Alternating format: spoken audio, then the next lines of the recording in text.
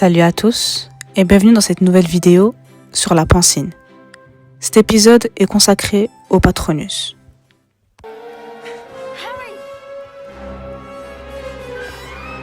Expecto Patronum!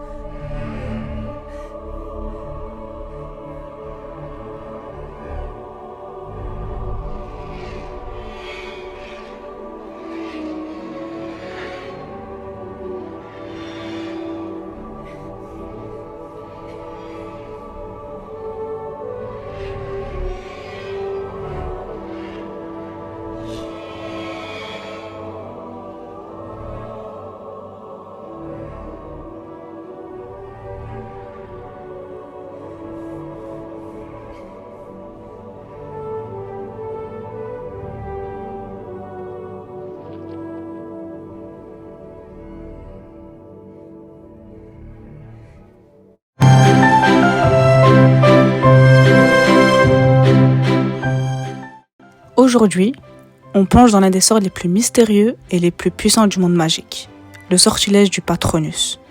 Dans les films, on le voit comme une lumière argentée très impressionnante. Mais dans les livres, c'est bien plus que ça.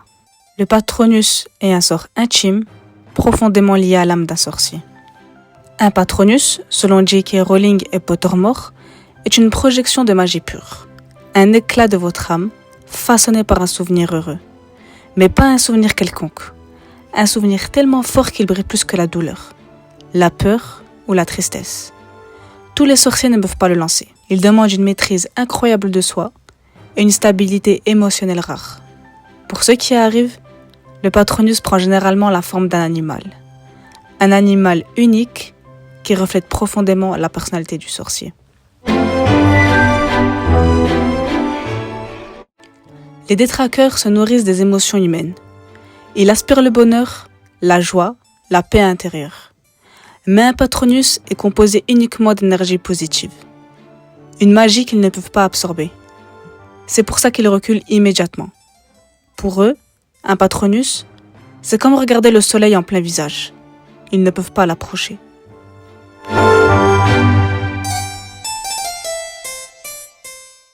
Un Patronus choisit sa propre forme.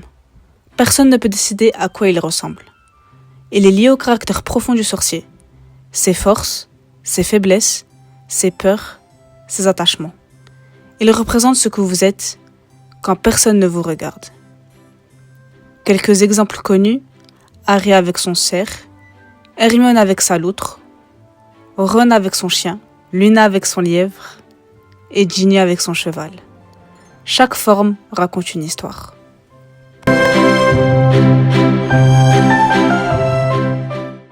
Dans de très rares cas, un Patronus peut changer de forme, mais seulement si quelque chose bouleverse profondément l'âme du sorcier.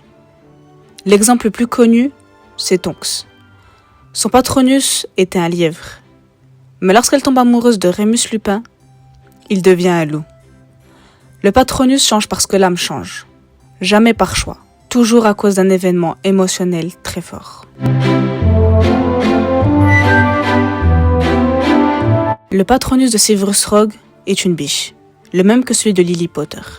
Ce n'est pas un hommage volontaire, ce n'est pas un geste romantique conscient. Selon J.K. Rowling, son Patronus révèle simplement la vérité. Toute son âme est marquée par Lily, par son amour, sa culpabilité et ce qu'elle représente pour lui.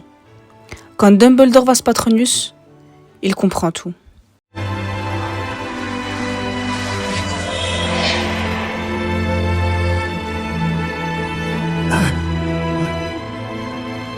Lily. Après tout ce temps. À jamais.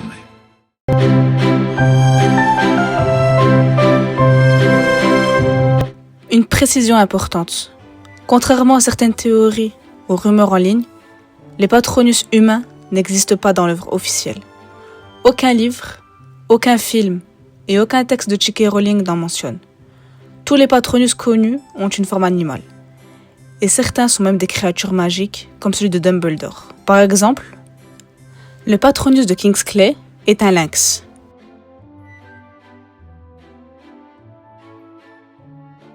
Le Patronus de Dumbledore est l'un des plus puissants de la saga, un phénix. C'est logique, le phénix représente la sagesse, la résurrection, la lumière, la force intérieure. Il reflète parfaitement ce qu'est Dumbledore, un sorcier à la fois marqué par la douleur et capable de renaître de ses erreurs. Son Patronus n'est pas juste une protection, c'est un symbole.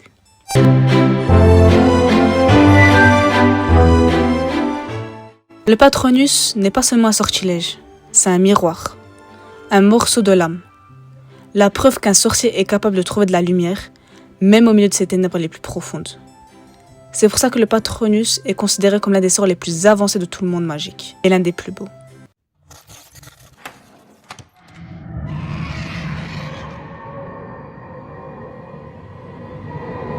Expecto Patronum!